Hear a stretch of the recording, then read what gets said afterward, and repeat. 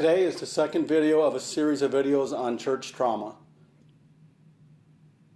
Today I will be discussing bishops' interviews, and I'm going to start this discussion with a plea to church leaders: change the format of bishops' interviews. I learned the danger of bishops' interviews the day after my son's death, a day late. After a very difficult night, I went on a painful journey to understand his end-of-life decision. And in that search, I came across the Kip Ellison story. In this story is back in the early 80s, where a young man felt so much shame by what he experienced in bishops' interviews that he made an end-of-life decision, as noted in his suicide note. The church ended up getting sued over this event, so I know with complete certainty that they know better. But the sad part is about 3 to 4 weeks before my son made his end-of-life decision, he didn't want to do a bishop's interview, and I, as a father, required that he do it. How much shame and trauma do I feel from that? Requiring that my son do a bishop's interview. The difference between me and church leaders, and it is a very big difference, is I made that requirement in ignorance. I did not know how dangerous bishops' interviews were. Church leaders knew full well how dangerous bishops' interviews were because they were sued back in the 80s over this very subject. And the therapist involved in that event was also sued and lost. Only the difference between the two is the church doesn't know better, is the only reason they did not have monetary damages, is a bishop doesn't know better. How can you not know better and continue with these interviews? You're not a therapist, you're not a mental health professional, but yet you send bishops with no training to work with children, vulnerable children often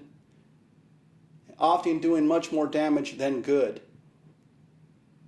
In the mental health profession, this is well known. One of the very first rules is to do no harm. How can a bishop know these rules? He's not been trained, he's not a professional. The very reason you had not take on monetary damages, but yet you continue with them. What's even more troubling is that mental health professionals in Utah, LDS mental health professionals, are being silenced. They're afraid to speak. They're afraid to say something. And when they do speak up, they're quickly silenced. Even as recently as about 3 months ago, a BYU psychologist, he wrote an article on his own blog on bishops' interviews and made some suggestions. He was immediately forced by his immediate supervisor to remove that article. Not only do you want to not change bishops' interviews, but you also want to silence mental health professionals on this issue. This is unacceptable. Church leaders, I'm asking you, please change the bishops' interviews. They're dangerous. And you know they're dangerous. And God will hold you accountable for your inaction on this subject.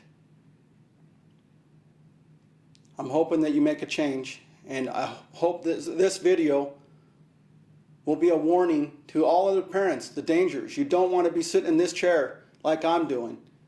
You don't want to lose a child, and let's not pretend that it's not happening, because it is. Sam Young's petition mentions several people. He said over half thought about suicide after a bishop's interview. Another point is Utah, the #1 cause of death for teenagers is suicide. And Utah's suicide rate is increasing 4 times the national average. And the elephant in the room that nobody wants to discuss is church policy. It's well known that these interviews are a part of that increase in teen suicide. We need to change this, and it starts with repentance and humbling yourself. so that there's not another father like me happen to make a video like this.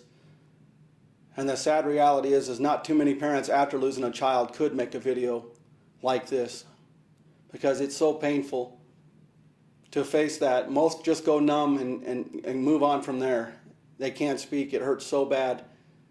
And trust me, it's hard speaking out, but I'm doing it because I know I have a moral obligation to protect other children. I thank you for listening.